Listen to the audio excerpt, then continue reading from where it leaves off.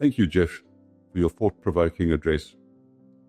Ever since we launched this annual commemoration in 2020, our goal has been to ensure that its centerpiece, the annual lecture, provides all Marikana stakeholders with deep and compelling new ideas regarding how to turn situations of isolation and conflict into positive opportunities to build and improve the quality of life for those in Marikana and our surrounding communities. You've certainly given us plenty to reflect on today as we continue the work of co-creation through building relationships at Marikana.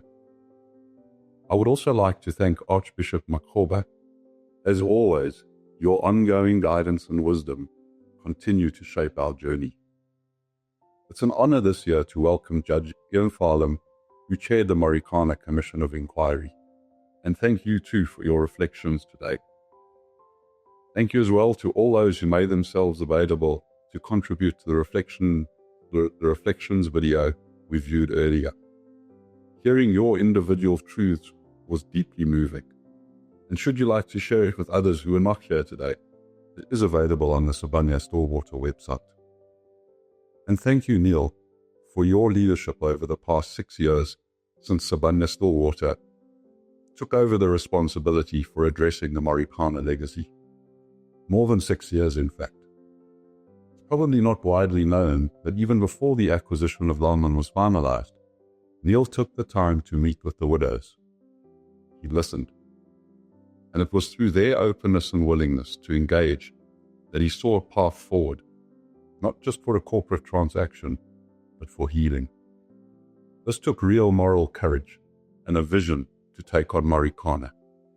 Not just the operations, but the history, the heartbreak, and the responsibility to make things right.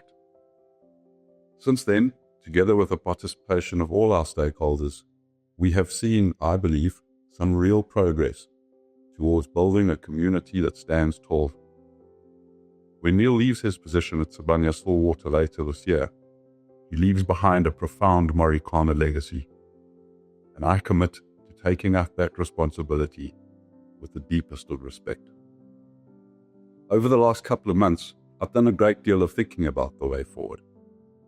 We have a responsibility to continue modeling our co-creation process on the best South African traditions of dialogue. Not just talking, but of true engagement. It's this tradition, this engagement, that helped us start building our country, of which I'm immensely proud during the CODESA years of the early 1990s. The tragedy of Marikana in 2012 was one of the signals that those traditions were no longer being effectively practiced. There had been other signals too. Marikana was not just a moment of rupture, it was a symptom of deeper fractures in our society. This is why Sibanye-Stillwater embarked on a sincere endeavor through the Letsema engagement process to understand the hardship faced by Marikana communities, to internalize the deep frustration and desperation felt by those living in Marikana, and how this played a role in the tragic events of 2012. Through genuine, open dialogue, we sought to understand each other's needs and challenges, and to work together on overcoming them. This was a process not driven by the company, but rather by all stakeholders for a common purpose, something I dare say our entire country so desperately needs. Through this process, together, we found a pathway to build opportunities for communities and to identify and invest in much-needed infrastructure and resources. We've adopted a similar approach at all our other operations to ensure all our host communities are heard. As we move forward, we need to understand and embrace that communities themselves are defined by multiple stakeholders, all of whom have legitimacy. And we need to continue to strive to be inclusive in our engagements, for everybody's voice to be heard. The Marikana Renewal Program has valuable lessons for the whole mining industry and the country at large. Part of any discussion needs to recognize and acknowledge the wrongs of the past and the roles we have all played. While much has changed over the years, we need to acknowledge that our industry was built off the back of desperate migrant labor. This was a history that devastated families and communities, and we still bear those scars today. To truly achieve our third pillar of our Marikana Renewal Program of to create a new future, we must acknowledge and see these scars, to allow for healing and to allow for trust. Communities are not merely beneficiaries to our operations, they are essential partners in ensuring that those operations and the benefits we create together outlast the life of the mine.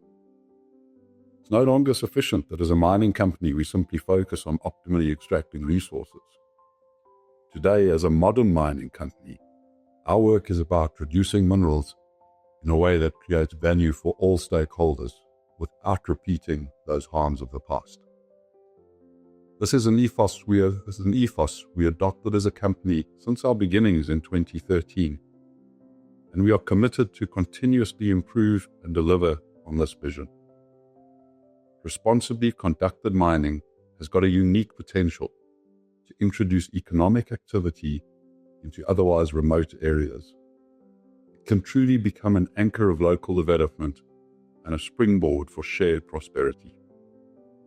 Of course, we need to be mindful, though positive outcomes are in some cases years in the making, and like all industries, the mining industry has to weather both good and difficult times.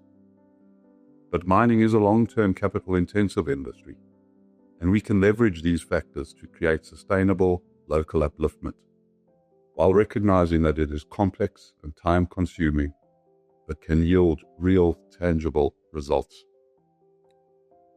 Confronting head-on the challenges of poverty and unemployment and inequality is an absolute necessity in our society and in our country that is going to require a concerted commitment from all stakeholders. We are all going to have to give to receive, and I can promise you that Sibanye-Stillwater is committed to this. But we can't do it alone. We need collaboration with our communities. We need our government to fulfill its responsibilities to create an enabling environment for us to thrive together. And we need morally driven leaders to stand up and do the right things. Letsema has shown us what is possible when stakeholders come together with shared intent and mutual respect. The legacy of Marikana has been built on the three pillars of honor, engage, and create. We have made significant progress, but there is still much to be done. Now, we must look ahead to how we will continue to build on those learnings from the past, through ongoing engagement, through commitment, to create a new future. Let us use this moment not just to talk, but to act with unity, with humility, with respect, and with a common purpose.